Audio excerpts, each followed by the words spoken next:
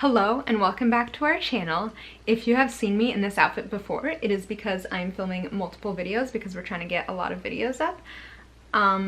So I'm sorry that you have to stare at my same outfit over and over again. So welcome back, and if you haven't subscribed, please do, because we need subscribers, and yes, I'm going to ask for subscribers at the beginning of every video, so if you haven't subscribed, please do. In today's video, it's going to be a language video, and I'm going to be talking about how to not forget a language. You guys should see me in this room right now. I'm surrounded by animals. My roommate's dog is over here just staring at me because she wants attention, and my cat's over there like, hi, what are you doing? It's so ridiculous.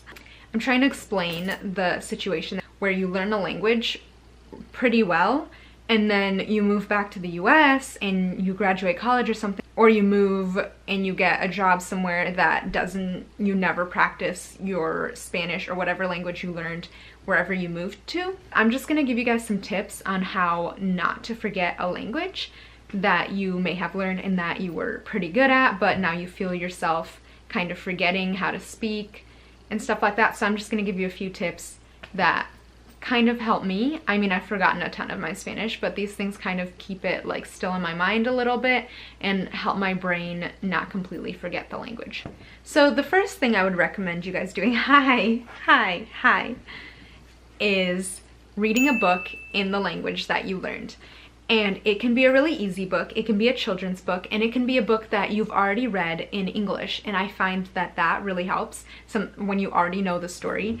I feel like when you reread it in a different language, you're like, okay, I know what this word means because I know what the story is about and stuff like that. And if you encounter a word that you don't understand, you can look it up.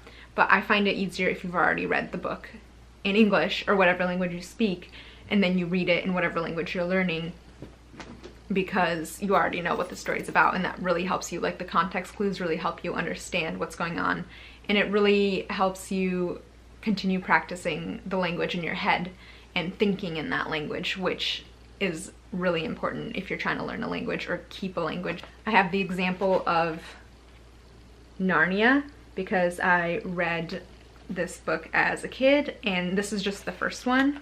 It's The Lion, the Witch, and the Wardrobe, or in Spanish it's El León, la Bruja y el Rompero. And I mean, I haven't gotten very far. This is how much I've read. But it really does help, so I would recommend doing that. The second thing I would recommend is either watching a movie, or what I find a better idea is watching a show in the language that you are learning. And I don't necessarily mean dubbed. You can watch it dubbed, that's good too, but I would try and find a movie actually in the language that you're learning, because the way they speak, the little bits of culture that are in the language, that will really come through more often if it's not dubbed. If it's dubbed, then they're just trying to translate from English to whatever language, or translate. If it's dubbed, you can dub from any language. I'm just saying English because that's the language I speak. So for me, they could dub it from English to Spanish, and then I just don't think that's that great because they're trying to make the words in Spanish fit like the time of how it's said in English, and they're trying to match the lips. It just doesn't come across as well, I don't think. I've watched a lot of movies dubbed because I'm half Brazilian, and every time I go to Brazil, my family wants to watch movies that I've already watched in English in Portuguese, and I just do not like dubbed movies because I don't think it translates it correctly. And then you might think, oh, is that how you say it in that language? But when I watch it in Portuguese, a movie from English, and I watch it in Portuguese, I'm like, that is completely wrong. Like, that translation's wrong. What if someone was trying to learn Portuguese and they thought that that translation was a direct translation of what? This is my cat. What if they thought what the person said in Portuguese was a direct translation of what the movie says in English, and it's just wrong? So I would find a movie or a TV show that is in the language that you're learning. Also, I'm gonna recommend not watching soap operas, and I only say that because I feel like not every country, but there are TV shows in so many different languages, originally in so many different languages. Netflix is in so many different countries of the world, and they have original content from multiple different countries. There is a TV show, well, Netflix series called 3%, and it's a Brazilian show, and it's really, really good, and it's Brazilian. It's kind of like the Hunger Games. It's not a soap opera whatsoever. I mean, it is very dramatic, but it's kind of like the Hunger Games type thing, and I had to stop watching it because it gave me really bad anxiety because it's really suspenseful, because you're like, oh my gosh, like they have to make it, and it's really, oh my gosh, yeah, so I couldn't watch that. But if you're trying to learn Portuguese, 3% is a great show. It will really get you into it. It's really, really well done and really well written. It's just really suspenseful, and I couldn't take it. But I would highly recommend finding like a really good show. Not that soap operas aren't good, but just something in that language that is actually written really well from the country of the language that you're learning. And if you're learning Spanish, which lots of people are, I'm sure there are tons of shows in Spanish on Netflix that are not soap operas. Soap operas are fine. I have nothing against soap operas. I just feel like when you watch those, you're not really taking it seriously, because you're like, oh, this is just a dramatic soap opera, and you like forget to pay attention to like the words. And that's the whole point, is to listen to what they're saying and try to translate it in your mind and like actually understand the storyline. Also, maybe find something that's kind of hard to follow, because then it'll really force you to pay attention. And that's why I recommend 3%. That's Portuguese though, not Spanish, but that really, like, you really have to pay attention to everything. But I mean, maybe that's really hard. I don't know. Maybe that's really hard to follow along if something's really, but it will really force you to learn, so that's good. Another thing that you could do, which is super simple, and I'm sure you guys do already if you're learning a language, is listen to music in that language. And if you don't know the lyrics, then look up the lyrics and try and learn those as well, because I feel like that's just a simple way of learning a language. And sometimes when you sing a song, you're just like, despacito, bonito, and that doesn't really help. So I feel like you should look up the lyrics of a Spanish song, or whatever language. I'm saying Spanish because that is the language that I am trying not to forget.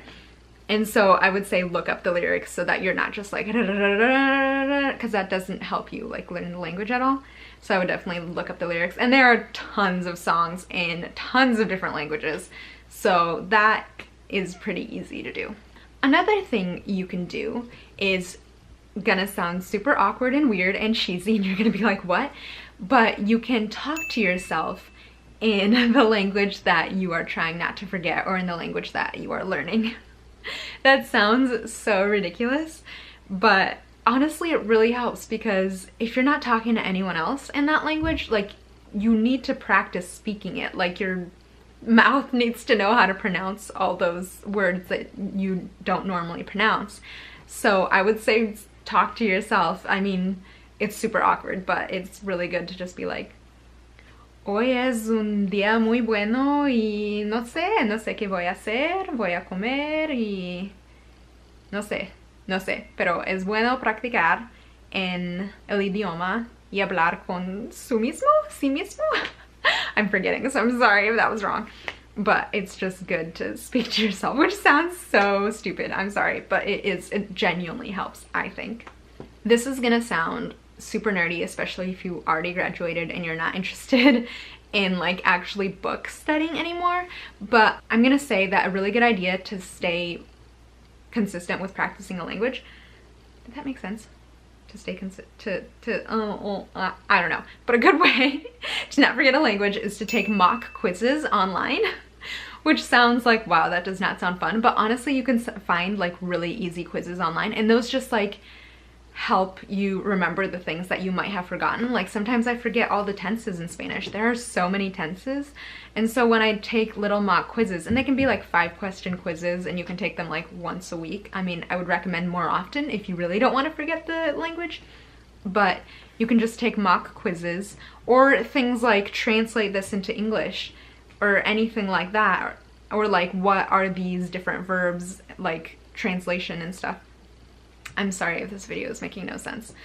Wow, I'm hearing myself back and I'm like, what am I saying?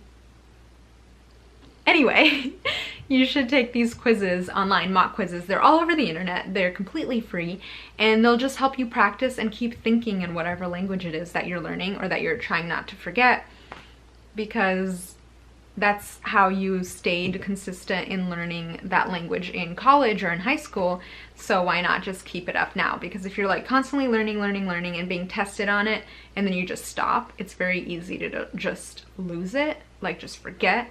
So I would just say, why not just take a couple quizzes? No one's gonna grade you. I mean, the internet will grade you, but it's not like it's gonna be on your educational record forever, so why not? It'll take like 5 minutes.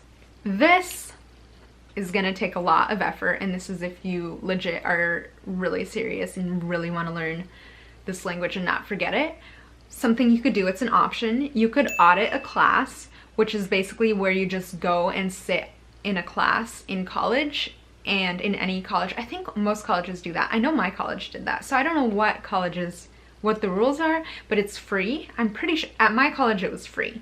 I don't know what the rules are. Again, I don't know how it all works, but at my college it was free. You don't get any credit for it. You don't take the tests, you don't take the quizzes. You just go and you sit in the class. You don't have to buy the book. You just sit in the class and you learn. And I feel like it's good to be in that environment and to constantly be practicing and learning and hearing, being around that language. So I think that's a good idea. I don't know if there's a college in your area that offers that or even how it works, but I know they offered it at my college, and I know it was free, and I know people did it quite frequently. I feel like every class I took, well, no, that's wrong. I feel like oftentimes in my classes there would be someone who would be auditing. But I don't know if they allow that with languages, because see, with like psychology or something, you would need that in documentation. That's why you would pay for it. So they don't really care if you sit in on class, because it's like, great, you know it, but you don't have it on paper that you know it. Whereas the language is different, because you don't have to have it on paper that you know it. But I don't know. I don't know how it works. But if you're really interested, you can figure that out and write in the comments below and let me know how it works, because I've thought about it. The last thing you can do is change the language on your phone. That seems like a really easy thing. You might have already done that. You might be like, really, that's your big finale? But I haven't done that, and I probably should. But you can change the language on your phone, and that will really force you to learn new words, or just reiterate the words that you already know, and will really force you to think in that language every time you're on your phone. Also, you can add that language to your keyboard, which is, you've also probably already done that, and then find someone to text and practice with. Honestly, the best idea is to find someone to practice with, but I know that that can be really hard, and that's why I didn't make that one of my points, because these are ways you can learn that are not just practicing with someone or speaking with someone, because that's really hard sometimes to find someone to do that with, and whole sorts of things. It could be like, they could charge you, it could be really expensive. So anyway, these are just like kind of free ways that you can learn to do it. And to people who are like, buying a book is not free, well, your local library probably has books in well, I don't know, whatever language. They could have books in different languages. They probably do. I'm pretty sure most libraries do. So that's free. So these are just free ways that you can not forget a language and keep practicing if you're in a country or in a state that does not speak the language that you have learned and you don't want to forget it. So if you like this video, please give it a big thumbs up. Let me know if you like these type of videos from me, and please subscribe if you haven't already. Please. Anyway, thanks for watching. I hope you have a lovely day. Bye!